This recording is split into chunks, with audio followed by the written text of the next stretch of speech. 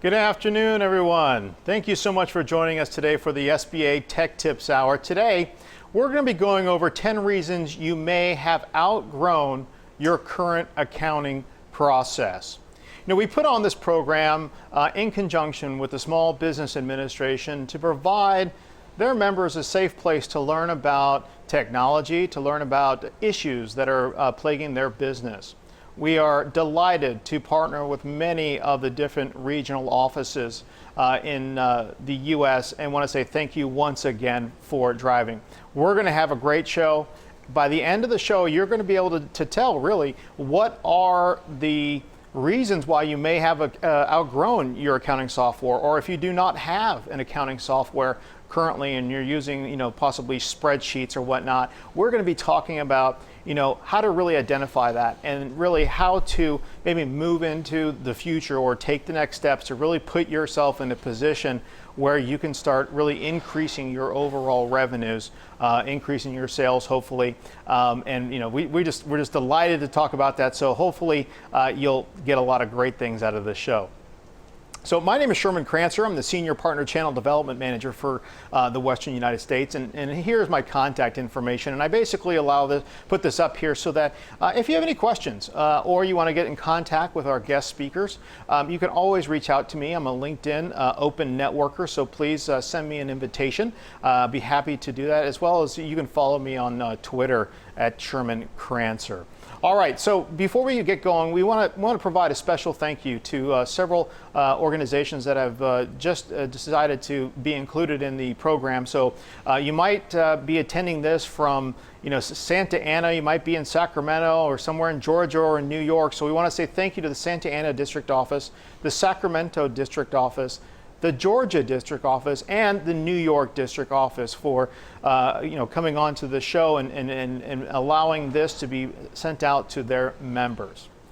All right, so for the agenda today, we're going to really talk about the 10 different reasons. We're going to kind of do an overview of accounting. We're going to talk about some examples, go into some of the objectives that you're looking for, look at a process, and then kind of wrap it all up with a summary of the different accounting reasons that you might have outgrown your accounting software. So let's go ahead and move into our special guest. We're actually extremely lucky to have David Gersten on. He's an absolute, I would say, a titan in the industry. One of the people that when somebody comes up to me and says, Sherman, do you know anybody in accounting or kind of process in software? The first person I refer to is David. So David, would you do me a favor and just kind of introduce yourself and tell us a little bit about what you do and some of your background, and then we'll get into the show. Well, thank you very much, Sherman, for that great introduction. So I'm David Gersten. I'm the VP of Sales and Marketing of Bond Consulting Services. And my number one thing that I do is I solve customers' problems. I've been an expert when it comes around enterprise resource planning, customer relationship management solutions, business process outsourcing, payroll, document management. I've had over 20 years of experience solving customers' problems in those areas. And I look forward to being able to share some of that experience and knowledge today. Perfect. Thank you so much. I really appreciate it. All right, so let's get into this. The 10 reasons you may have outgrown your current accounting processes. This is something that's, a lot of small businesses today, might do it either on paper or spreadsheet, or they might have an accounting system. They may not know, if that particular accounting system is actually, used by banks or allowed by banks to provide financial statements for lending institutions.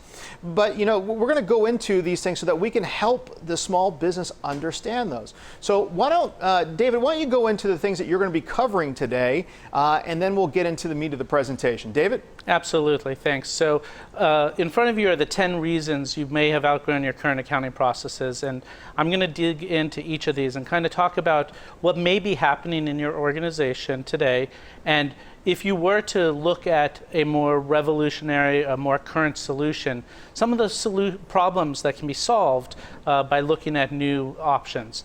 But it comes to everything about being more efficient, time, cost, financials, accurate calculations, knowing really more about your business than you know today. And we'll be talking about all of these items, and I look forward to going through each of them throughout the presentation. All right. So why don't you go ahead and drive this now and get into the limited time for decision making. What does that really mean? So thanks. Limited time for decision making ultimately is your company is growing, and time is the only commodity you have right now that is such a valuable commodity. And if you're not able to grow with your organization and have the right processes in place, as your company grows, you're going to end up having potentially accounting challenges. The number of transactions, your inventory, just the amount of data that's housed in your current system is going to slow down. We find that a lot of people that are using some older technology, the systems freeze up. You get things like not responding and different types of challenges there. Especially if you're just using simple spreadsheets now, it requires an immense amount of labor to calculate, validate that the calculations are happening, recheck. You want to make sure that there's fraud not occurring. And it really ultimately just limits the amount of time that decision makers and management have to make correct business decisions because they don't have access to all of that internal financial information. So if you had an updated accounting solution, basically what happens is your data is usually put in a common database that has the ability to grow. That's really critical. You don't want a solution that's going to limit your growth. You want something that is trusted by even the largest enterprises that are out there, which ultimately will improve the speed and the data and the capacity that you have inside your operation.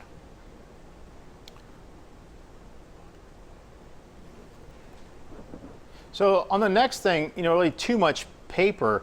I know that a lot of organizations, they could literally just be keeping their financials on pieces of paper, receipts and whatnot. What are your thoughts or opinions on that subject? So it's actually really scary. I've walked into some customers before, and I've seen, legal pads just sitting there with all the financials or Post-it notes. Uh-huh. You hear the story about people keeping passwords to the spreadsheets, actually in the name of the spreadsheets. But let alone you have, passwords sitting there on your desktop or, financial information. So as you're expanding, you just deal with paper, and in this environment, first of all, it's not environmentally friendly, and finding things when you're in a paper-based system is incredibly time-consuming. So the first issue we talked about, just not having enough time. But if you're just using too much paper, obviously to get that information, if you're subject to an audit, if you're subject to, you want to prepare a financial statement for a loan or a real estate acquisition or some type of business decision that you're going to make, an equipment purchase, you may not have all that information at your fingertips. So it just becomes a logistic nightmare. And then sharing that information with other people. As you grow, and we all know that people are becoming remote workers. People are becoming more, dispersed across the United States, across the world even. And if you have a piece of paper sitting on your desk, you won't have that ability to really share it with your coworker across the country. You have to scan it, you have to take pictures and do things like that. Ultimately, you're just wasting time. You're making poor financial decisions because of all this time searching for the previous history and all of those things that happen when you're just relying on a paper-based system. That's interesting that you're talking about financials to get a loan. We had a question that just came up from the audience, and it was really about QuickBooks and or different accounting softwares, and do lenders take financials from software companies that might be able to provide different sets of financials? I don't know. Have you run into that without disparaging any other organization out there? Yeah. So actually, that's a great question, and I have, and many of my customers have been in that situation where they're using a system that may not be considered what's called GAAP compliant, generally accepted accounting principles. I'll be talking a little bit about that later. But if you have the ability to edit your documents, edit your financials, and have what they call like double books, lenders, I'm not a lender personally, so I can't really say whether or not they'd be approved, but I have seen customers not be able to get that multi-million-dollar loan to buy that building or that piece of manufacturing equipment that they really need to complete their business, because the CPA wouldn't certify the accounting reports, the financial statements that came out. Okay, and then on the too much paper piece of it, just kind of, there's a security issue, right? And we did have another question that came up is, what's a good way to keep all of our passwords handy? I'll let you answer that. Just what is your opinion on that? Because then I'll give mine. But yeah, I mean, there's got to be a security issue with that, right? Absolutely. So depending on which system you use, there's a variety of technology out there. And especially when you're looking at enterprise grade accounting solutions that are priced economically for even small businesses nowadays, they have built-in security methods of, a lot of times it's something something you have, things like that you have the ability to access that information. Usually being in the cloud or in some sort of protected server environment, which allows you to make sure that if a laptop is stolen or a desktop computer, your office gets broken in and the desktop gets stolen, you don't have all that information sitting on those devices right there. Even on a mobile device, you could protect a lot of the information also. Great. Yeah. So from our perspective, my perspective, really, security these days is really very, very serious. We're seeing a lot of organizations being breached, and the main breach point is really identity, and that really means who you are, right? Your passwords, and having single sign-on, which is just the regular simple sign-on, really isn't the way to go. We want you to have two-factor authentication, where that you basically have two ways to get in. You have to put in your password first, and then maybe you have to have a secondary password that would come in or rings to your phone. However, that's not practical for everybody. And in this day and age, I have a partner of ours that David knows, Manish. He has like 81 passwords, right? How do you know all 81 passwords, right? You don't. You can't. So one of the best practices is to really set a priority, for your different passwords. So if you have like a regular, email account that's been your personal account for the last 20 years, you're going to have maybe a simpler password than you are, because nothing really important or pertinent information is going in there. So that would be kind of a lower priority. But in your systems, you want to have a super high priority associated with that. And I know we're kind of digressing into cybersecurity here, but this is important. This is actually a great question, because if you were to figure out, let's say, 3 different levels, high priority, medium priority, and low priority, well, then you could have passwords associated with that. And in the high priority, you want to make sure you're changing your passwords, every 6 weeks, 6 to 8 weeks. You want to make sure that those are high strength, capital letter, special character, some numbers, and make it at least 7 to 10, like a saying or something like that. It has nothing to do with what you're into. So if you're into tennis, don't say I play tennis, right? You want to say, you want to be like, I love bowling or something like that. But you really want to be careful. And then after you have those priorities set, right? So the second priority, you might want to change every 8 to 10 weeks, and the third, you might want to change it every quarter. However, there's a lot of programs out there that are providing password, protection type of scenarios. I use that method so that I can keep all the passwords in my head, so I don't actually have to put it anywhere, because I'm super scared that someone's going to get access to that. But there are some many great applications out there, and I suggest that you you get a chance to take a look at those. All right, well, let's get into how does an updated accounting solution basically help this? So if you have paper, one of the things you just mentioned, Sherman, is there is no password on that sheet of paper. So someone breaks into your office and you have all your financials sitting on your desk, or on yellow legal pads or something, or in file cabinets. Someone takes that entire file cabinet. They get a lot of intellectual property. Yeah. A lot of your business trade secrets can be lost that way. So absolutely, it's a relevant conversation. But if you get rid of paper and all of a sudden you go into a software-based accounting process, then you're going to see automation. You're going to automatically see integration. And because you have integration and automation and security and things like that, you're going to ultimately be more efficient. There's going to be no more time, trying to find that piece of paper during an audit. I had a customer once that, seriously, he had a 5-part NCR document, and in order to put their customer name on the piece of paper, they literally had metal plates. Remember those metal plates that you would punch the name in, and he'd scan it, press onto the NCR paper so that the name of the company showed up, and then he'd take these 5 parts of piece of paper for this order form and take it throughout the production environment, file it, and then when the customer wanted to know what they ordered 6 months ago, he'd literally go to the file cabinet, pull out the customer's name, and find that specific order, that yellow copy, which was the 5th copy in this NCR, couldn't even read what they ordered anyway, and had no process at all. So, all of a sudden you're keeping expense and revenue information highly organized, protected. You have the ability to really completely close your periods. Year-end close becomes real easily, and creating those financial statements are just much more readily available for you. Oh, that's great. That's fantastic. All right, so let's get into the next thing. I know this the next topic is delays in production affecting business ROI. Now, what I'm thinking when I saw this, and you and I were talking, before the show, really was, does not having a good accounting system delay the incoming sets of inventory as opposed to outgoing inventory or whatnot? Can you kind of help us frame this and understanding of how delays can actually affect companies?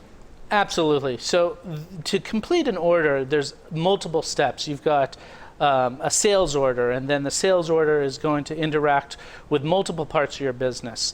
And it's a consolidation of information. And if you don't have an integrated solution, you literally have to take someone from the customer service desk that took the order, and then they're going to have to go and walk over to the inventory room and maybe see if there's an inventory item on the shelf, and can they sell that good, and if they don't, then they have to go over to the manufacturing section and find out if they have the supplies on hand and the materials to actually manufacture the item.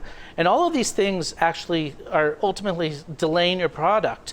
They're delaying your production schedule, and all of a sudden things become rushes, and you have to go ahead and find inventory and get parts, and you're not able to deliver your goods to your customer. You can't meet your customer's needs, and ultimately they're going to go somewhere else. You want to be able to sell things when you have them in stock. And if you don't have them in stock, you want to make sure that you're prepared to order more information or more product and things like that. So again, if you're using disparate systems, paper-based, even spreadsheets that are being emailed back and forth to each other, all of a sudden production can stop.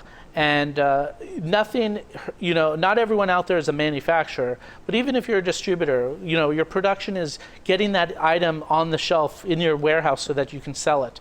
If you don't have that, you're out of business. And then all of a sudden you start losing your consumer confidence. Even the suppliers don't want to be selling to you because you're just not making it a pleasant experience for them.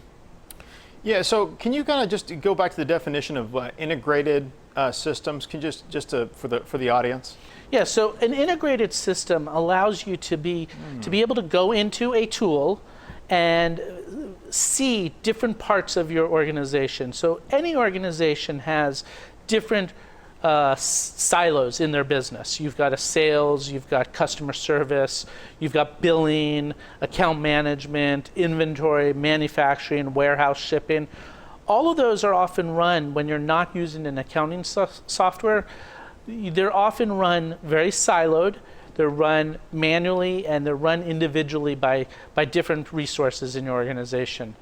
An integrated solution will allow you to have that 30,000 foot level of visibility of your entire enterprise, your entire organization. And when I say enterprise, don't forget, those small businesses out there, you're an enterprise to yourself. So you don't have to be this multi-million-dollar organization to think that, oh, it doesn't fit me. Accounting systems grow with you and they're accommodating. So maybe sales and customer service is the same department, but at least that visibility and that system is together and allows you to share that information between each other. That's really great. So that really kind of brings in the aspect of paper, right? Not or having maybe a real low-end, a low technical type of accounting system, and says, okay, well, there could be ways to increase efficiencies if you were to utilize a system. And once again, we're not here to disparage or advocate for any specific or particular system here. It's just more about, hey, let's just try to kind of get things in a way that we all can kind of really understand them, so that we can hopefully strive to be a more productive organization. So why don't we move on to the next slide, David? Okay, so we talked about why, if you have an old, manual process, how it will affect in delays in production. So, an updated solution will basically provide you fully automated automation of what's called electronic data interchange. That's, some people have heard the term EDI. Basically, you're just sharing data between different areas, whether or not it's from your suppliers to yourself, your vendors to you, your customers to, between you and your customers. At a click of a button, you can literally take everything from the point of sale all the way through the back door. I like to say that a true accounting solution is going to solve your business problems from your front door to your back door. So how you're taking your orders all the way to where you're shipping the orders, and it ultimately is a circle. It's a loop, because when you sell and you deliver goods on time and you don't have these delays in production, your customers are going to order again. And most likely there's going to be fewer errors. You're basically removing the human risk of errors when it comes to figuring out costs, figuring out different data points that have to be calculated manually, often in a paper-based system. You're trusting your new accounting solution to do those calculations for you. That's great. That's really fantastic. Before we get into inaccurate calculations, we did have a question here from the group, and it says basically, Hilario Torres from Torres Consulting asked, what percentage of spend should we consider when looking into an accounting system? Do you ever get that question? Yeah, so what we have seen, most of our customers spend anywhere between 1% and 3% of their gross revenue to initially get the solution up and running. That's great. So, you're a $1 million company, it could cost you 1% to 3% of that solution. 5 million, whatever it is, and it is scalable, because the bigger of an organization you are, the more complex the solution is going to be. And then there's different models of ongoing costs, but that initial investment, what we see, is about a 1% to 3% spend on your gross revenue. Great. Well, let's get into inaccurate calculations. So inaccurate calculations, wow, this alone can destroy a business. I think if you don't have the insight to an organization, to your own organization, you don't have the forward-thinking information, you don't know what your cash flow is going to be like in 6 months, because you don't really understand how much accounts receivable you have or how much accounts payable you owe. Ultimately, it could wipe out a company. So if you're looking at just calculations as a whole, relying on a calculator or manual calculations being done on paper, all of a sudden negatives become positives, positives become negatives. It could be really, really scary in regards to that. When it comes to manufacturing, that's a whole nother thing. If you think about different manufacturing ISO standards or Six Sigma or quality measures that are out there, the difference is, whether or not a plane is going to travel across the sky or, unfortunately, not travel across the sky. If you have those type of errors because of how you calculated the size of a part that you're manufacturing, because you did it manually, there's a lot of risk that can be involved. dealing with spreadsheets that are shared between each other. Sometimes you might not even have the current spreadsheet. And you could be doing all this work and ultimately calculating information based on inaccurate facts. So ultimately, you end up having poor inventory, poor quality, you don't know your cost, you can't make your payroll because you didn't realize you didn't have the funds that you thought you had. There's a lot of risks that can happen when you're doing manual calculations. That's really interesting. Yeah. So it's scary. It's scary, actually. It's super scary. We had another question before we get into this. This is great. I love the interaction part of so please keep your questions coming in. And Ashley Cox from Durable Cool Roofs asked, is there a more simple way to keep track of all receipts for your company? As of right now, I have 10 folders with receipts for the past year that I keep in a spreadsheet. Is there an easier way? David? So the question was receipts? Receipts. Oh, yeah, absolutely. So if you're using a modern accounting solution, many of them have built-in document management solutions, and there's a plethora of third-party solutions that are out there to assist in this. And whether or not it's an expense management tool for employee reimbursements, or it's just the invoices or the statements that you're receiving from your vendors, most modern accounting solutions are going to have some sort of document attachment. Many have OCR, optical character recognition software, that will actually extract the data from the receipt, put it in the correct fields. And what you're seeing is the cost of these type of solutions are coming down and down and down. And the ability to literally, you could be at a restaurant, at a business meal, take a picture of the receipt that you just used on your credit card, and it'll automatically know that it's a restaurant. It'll log it, you put in who the customer was that you were with, and you literally just throw away the receipt. And now that goes back to that paper issue that we talked about originally also. But yeah, there's lots of solutions, and when you're evaluating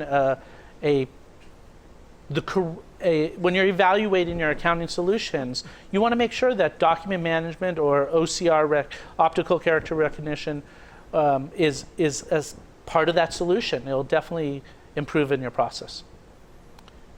Great. So, one of the things that I use is Office Lens. It's just an app that you can get. You can do business cards, receipts, goes into a specific folder. Yep. Digitizing it is really, I think, the way to go. When you travel a lot, and I'm flying all over the country all year, it's easy to lose receipts, right? It's easy to lose these different things. So, all right. Well, let's move forward here.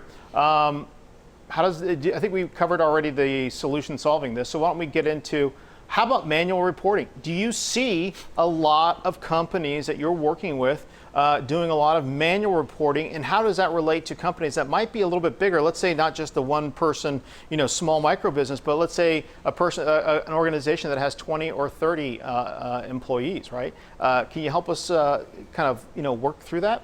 Yeah, so manually reporting is probably one of the most wasted HR expenses that occur. You're paying people to do things that systems should be doing.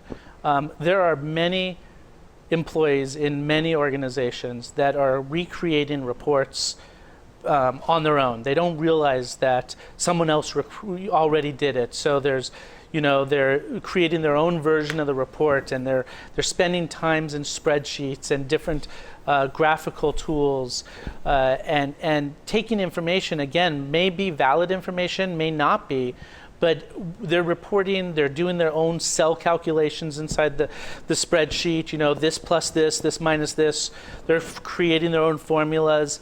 All of this can be done in a system that, that the data resides in.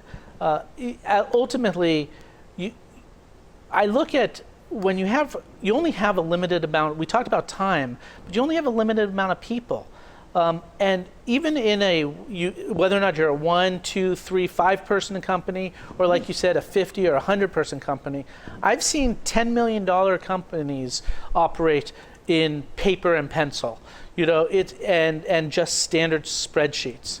Spreadsheets aren't horrible, but you have to spend a lot of time double checking your work, validating accuracy.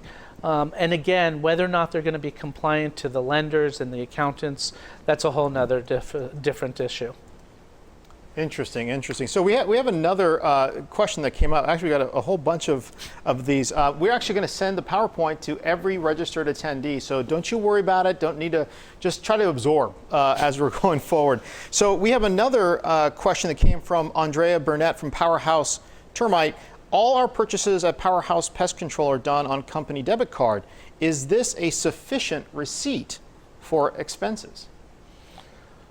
Absolutely. A credit card statement can be your receipt. I want to first say, I am not a CPA. I am not, a legal attorney. So I'm going to put a disclaimer there. Obviously, good. Check with your accountant, check with your CPA. Yes. But there are tools like, what you're probably doing with that Visa or American Express statement is you're going out to the website, you're downloading it manually, you're validating whether or not the purchase was valid, and you're cross-referencing it with a receipt possibly. But ultimately, you can automate that technology. Most accounting software have built-in tools directly linking to the banks, downloading these like a check register, and it just allows you to do automatic bank reconciliation, assign cost codes or project codes, or different things, and then allows you to then report on that information real easily. So you could see who's spending what and where are they spending and things like that. Great. We had one more question here, and this is great, actually. So John Lacker, and I'm sorry, I hope I didn't butcher your name there, from J. Edgar Investigation says, I need a client and case management type software that documents investigative activity, client dialogue, and expenses. Now, I know we're talking about accounting, right? But there's accounting software. Now, we want to be careful with what what we're trying to promote here, but there are customer relationship management programs that are like this, and that's something that you can help the audience out if they have a question after the show. Isn't that correct, David? Absolutely. And again, what you want is ultimately you want a customer relationship management tool and a accounting software or an ERP, enterprise resource planning tool. You want them to talk together. And when it goes back to that integrated discussion that we had, you don't want to duplicate information. Have the ability to if you have customers in one system, you want them in both. So it's real important that when you're making those decisions out there, choose a solution that's easily integratable together so that, again, you have that one solution experience. So that kind of correlates with Mark Goldberg from Bonapita Enterprises, asked if they basically work together, and yes, they do. Accounting and CRM, that's the ones that you really want to have so that you can put everything into it, your Outlook, communications, your sales, your marketing, putting it all together into one, and then have your financials in there. That's what you really want to do. And then Mark then came back with, I'm a startup and doing all my accounting in Excel. I am a distributor with over 400 SKUs selling B2B via website. Please describe process and cost to get an automated accounting system in place. Can you just go ahead and do that in like 4 seconds? Yeah, call me. No, Okay. Absolutely. Customers like you are always reaching out to us, but there are solutions that are very reasonable for companies just like you, really that will revolutionize the way you work. That's, the solutions are out there. Great. All right. Well, let's move into the next slide here. Why don't you go ahead and talk about that? So we were just talking about these manual reports, and with an updated solution, how is that going to solve the problem? Ultimately, you're going to be able to format and quickly run financials. Financials are, again, if you don't know a lot about your business today, you're not going to be able to make decisions about tomorrow. It's really important. If you don't know how much cash on hand, you may not be able to make payroll. So you want to be able to quickly run financials today.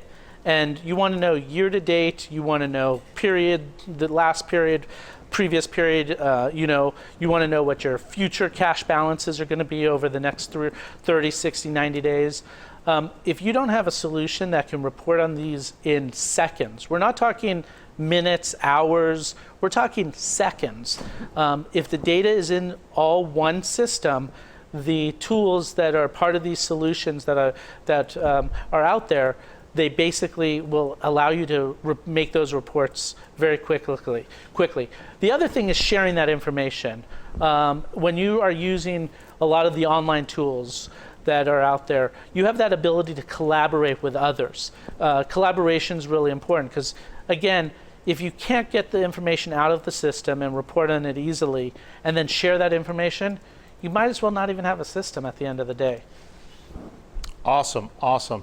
So let's move into the next. Errors tracking time and equipment. I am sure that a lot of the businesses that are on here today have different types of equipment, different types of systems, and different types of things. Can you help us understand how that applies to accounting? Absolutely. So many people, if you just think about time tracking, many people use separate systems for payroll and accounting. They use disparate systems to record information around different financial decisions. Multiple decision makers from different departments are entering performance issues around HR. So you might have an HR system doing time and attendance tracking, and then you have to do payroll, and that's in one system. And you then have to figure out, can you make that payroll? And if the payroll system doesn't have your financial cash balances, you won't be able to know whether or not you can make that information accurate. You also have basic equipment that you're managing inside your organization. In a lot of production, manufacturing opportunities, or even there was the exterminators that asked the question earlier. They've got a fleet of trucks out there. They're tracking maintenance costs. They're tracking inventory items inside of the actual vans and trucks that are driving around. Those might be done in a spreadsheet. Why are they being done in different systems? Again, errors happen. When multiple people start playing with their own systems, ultimately there's no accountability, there's no audit trail, there's no ability to really make those forward-thinking decisions. That's great. So again, what happens when you go to a modern system? You all of a sudden have things like employee self-service for time entry, or materials or purchase order requisitions can now be done from a handheld device standing inside. You're standing literally inside the Home Depot and you want to issue a purchase order or request a purchase order to make that purchase. You could do this often with your mobile device with the right employee rules and securities. By taking your time in accounting and your payroll situation and putting it into your accounting tool, now you have the ability to have paychecks issued that are correct. Again, the payroll system doesn't issue checks, accounting does, and you want to make sure that any adjustments that are made on those time cards reflect in an accurate, correct paycheck. Especially in states like California, you don't want to pay your employees incorrectly, and then even paying your taxes, and whether or not it's your state board equalization tax or your income taxes or your employee taxes. If you're looking at disparate systems, ultimately you're going to have to manually do all that. So you're going to have a lot of errors tracking that information. That's great. And I think that kind of coincides with John Lacker from J. Edgar Investigation says, I'd like to have a software that will document equipment and cost and maintenance of that equipment. I think that ties along with the customer relationship management program that you're talking about. You could do that, but many accounting systems also have what's called asset tracking. Asset tracking. So, and most companies, they create different thresholds, what they determine as an asset. Things that cost $1,000 or more, things that they depreciate over a year, different years based on tax schedules that are out there. The biggest issue is you have to buy that. So why not have a purchase order that's created, and then you want to go ahead and you receive that truck, you have that truck in your inventory or that piece of equipment, and you take it to get serviced, and you go ahead and record those costs associated to it, And you'll be able to have this database inside your accounting solution that has all that information directly tied to your financial statement. Great, great. Mark had another question. I think you just kind of touched on that. But for the audience members here, we'll provide the deck and we'll provide David's contact information again. One of the partnership agreements that we have, with David is that he's happy to take your calls and just talk to you without any type of commercialization or trying to sell you on anything. Really, he's one of our endorsed partners here. We really appreciate his thoughts and advice, and you can just reach out to him. Just give him a quick email, call, and he'll assess your situation and help you move forward. All right, let's get into costs of inventory. People sometimes think the cost of the inventory is just, let's say, $10 for this piece of inventory, but I would say that that's probably not correct. Can you help us along with that? Absolutely. So, first of all, I'll address what you're saying. When it comes to costs, you buy an item from a vendor, you put it in your inventory, and then you sell it. Most people that are keeping track of this information manually don't take things into account like the space, the warehouse space that you're using, the labor that it takes to either manufacture that piece of good or move it from one truck to the other, what's called overhead costs, or shipping costs are not taken into consideration. So you really don't know that this widget that you're selling, you may think you bought it for $3 and you may be selling it for $4 or $6, and it really is costing you $4 or $5. Some people will actually lose money because they are not taking into all the elements that item actually costs. Where they think they're making a profit on selling 1,000 widgets at $5, they don't realize that maybe it really cost them $4.50 and not the $3 that they paid the vendor that they received those goods from. So that's one thing that comes into cost. The other thing is just the cost of not having a system. Most outdated systems, if you are on a software that perhaps is outdated or more legacy based, you're going to have unnecessary significant IT expenses just to keep them functional. We're in the world of the cloud today. Get the information off of those servers that are sitting in your old, stuck together with rubber bands and, silly putty to make them work.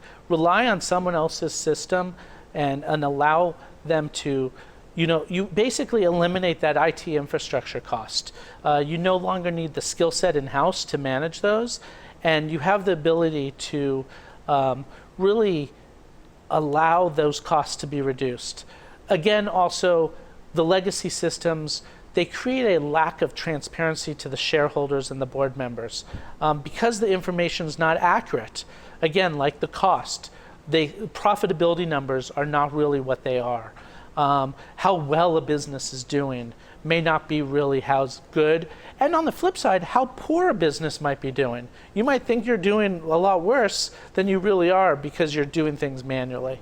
So with a new accounting system, you'll basically have a lower cost of ownership. You'll be able to improve your functionality. You can have workflows and reporting capabilities. Ultimately, you're going to improve your productivity, cut your overhead costs, and get rid of this overbearing, worried, this worrisome of not having a profitable business. That's great. Thank you for helping out with that one. We had another great question. Man, these questions are fantastic. Sean Tate Johnson from Advanced Therapeutic asks, we are a behavioral health and substance abuse agency. Our social workers enter notes into an EMR. We calculate their pay through an EMR system. Is there a software system that can integrate with an EMR system? Do you have those types of questions come along? All the time. Integration is incredibly important. Yep. What we find is that there are really good solutions out there for your specific line of business.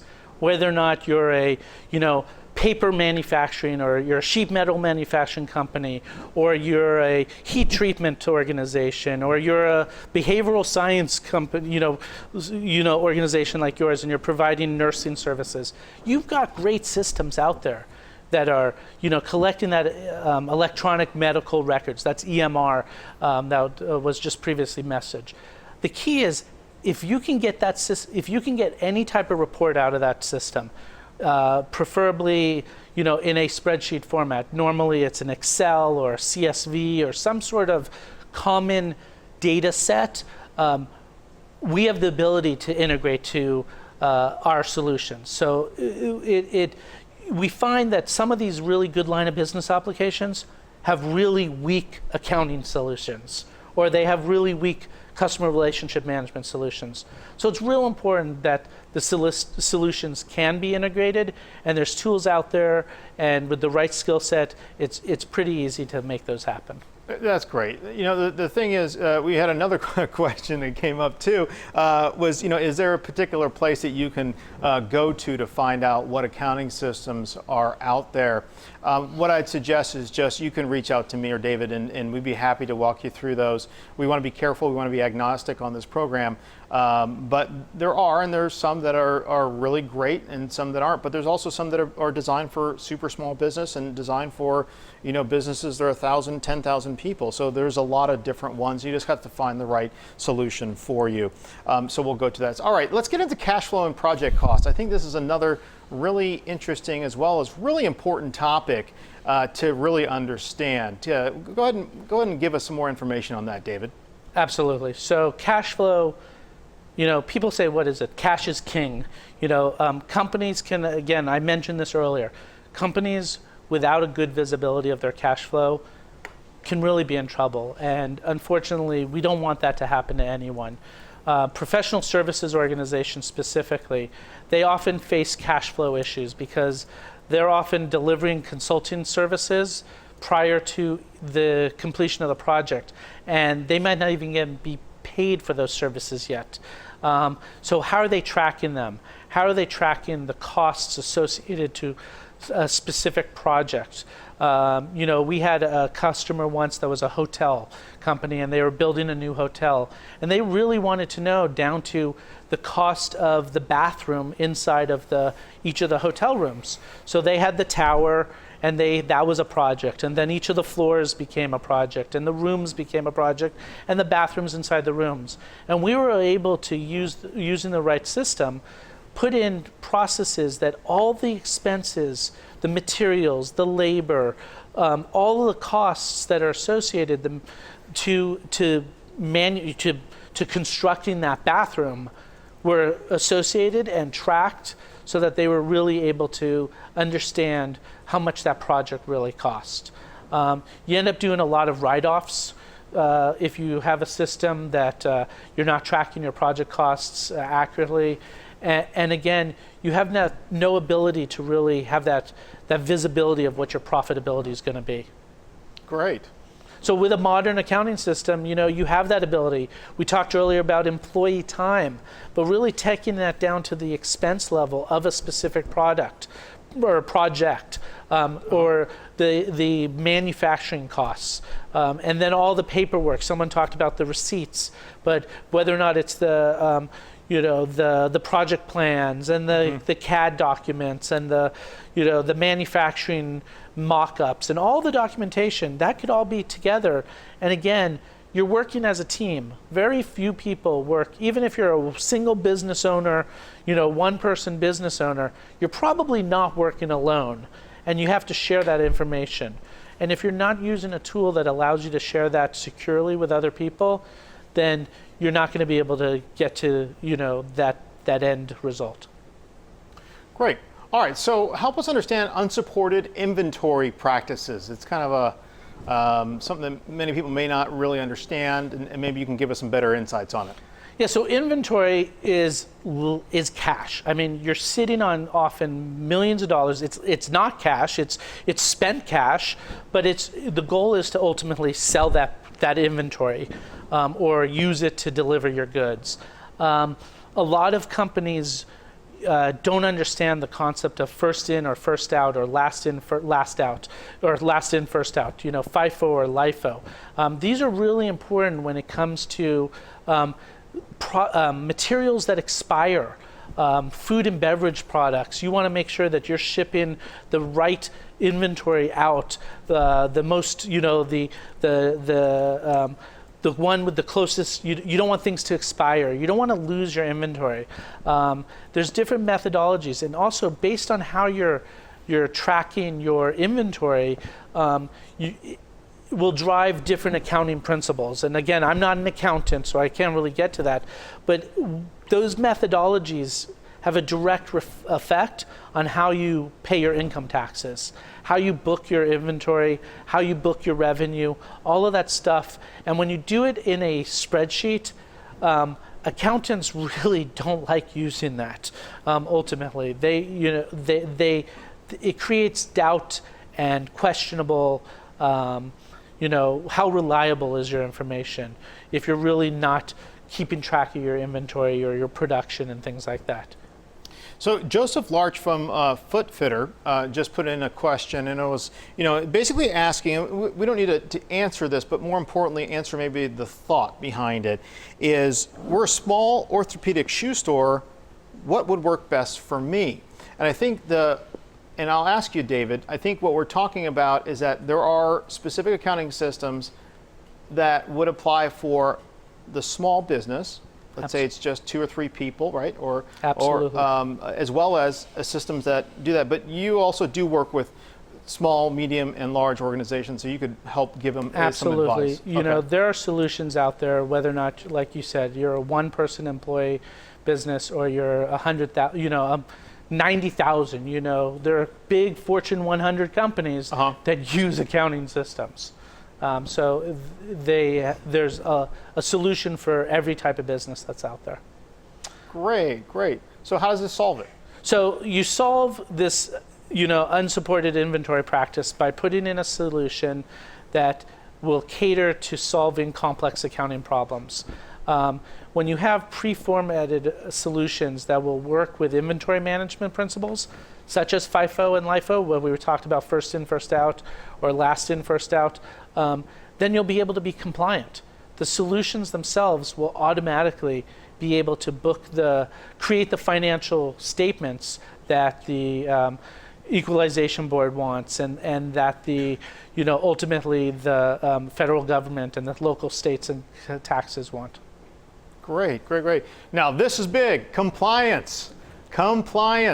There's a lot of issues around compliance and security, right? Yeah. And fines if you're handling money and a lot of different things. So you want to make sure that you're on top of this. David, could you help us with understanding not in compliance with U.S. GAAP? Yeah, so GAAP is the generally accepted accounting principles. Okay. Basically, paper-based systems, regular spreadsheets, and old accounting systems, by default, are not in full compliance. I feel very confident saying that type of thing because of the ever-changing rules that are happening on an annual basis, on a quarterly basis. The rules change all the time. So you need a system that's being current that will allow you to do it. And ultimately, compliance is a huge thing. We're just talking about GAAP right now, which is the accounting principles behind it.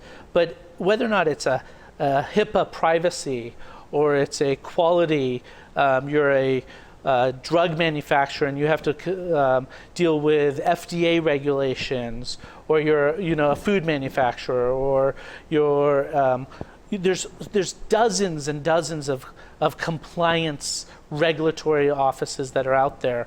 And overall, you just really want to make sure the system you're using fits the ones that are relevant to your organization. Because if not, you're ultimately going to have a lot of penalties, potentially.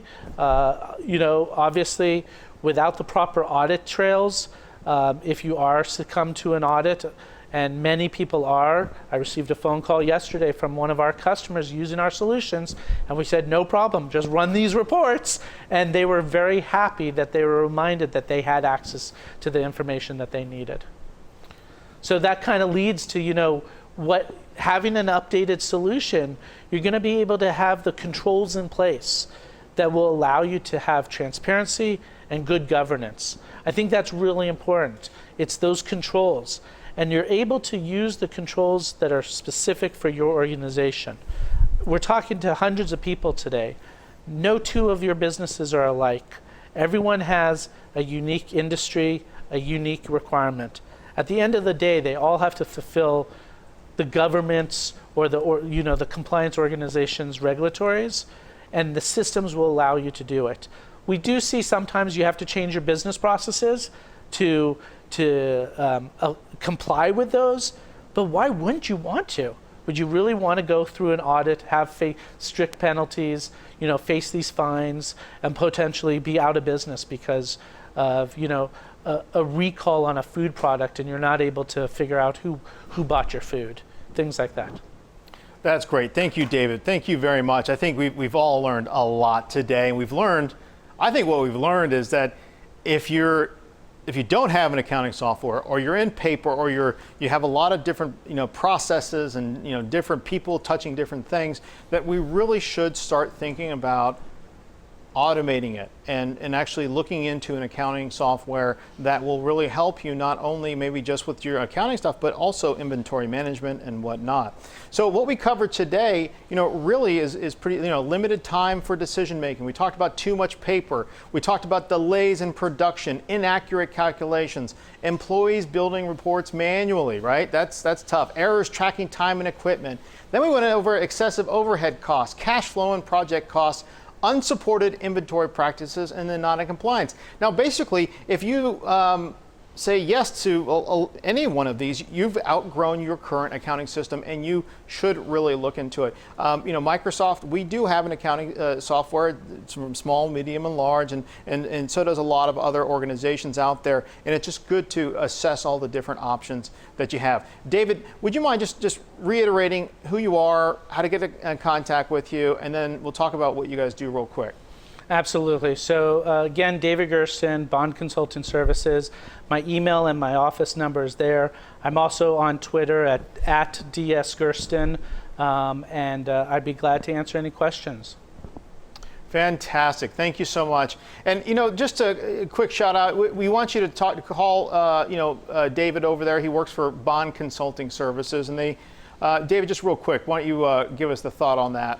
So, it says it right there. We move you forward. We've been implementing and supporting sales and accounting software across the United States, Southern California companies, for almost 16 years. We have hundreds of years of experience with our consultants, hundreds of customers all over the United States that literally are from one employee to 80,000 employees. And we've been able to meet their requirements and solve their problems very successfully. And that's why we have you on. And once again, David is here in a capacity of just helping people understand things as part of our agreement here. So feel safe to give him a call if you need some thoughts. My name is Sherman Crancer. I want to say thank you so much for coming today. We really appreciate it. We have a lot of new attendees from all over the country. Next month, the first Tuesday of next month, we are going to be talking about disaster recovery from cybersecurity to natural disasters. It's really going to be great because we're going to give you some tips that you can actually take away right away from that episode and actually implement in your business, really without even costing you any money, but just really great, helpful things to help you think about disaster recovery. There's a lot of different things, that are related to disaster recovery. So you can always reach me at Sherman Crancer or scrancer at Microsoft. Send me a LinkedIn message. We have a couple people who have asked, actually for David's information really quick. Let's just go ahead and put his phone number on there. And could you just reiterate that? It's a little small. Go ahead, David. It's 562-800-0550. All right, there you go. Once again, 562-800-0550. I'm losing my eyes. I can hardly see that. Great. And hey, thanks everyone for coming. Really appreciate your time, and have a great day. Bye-bye.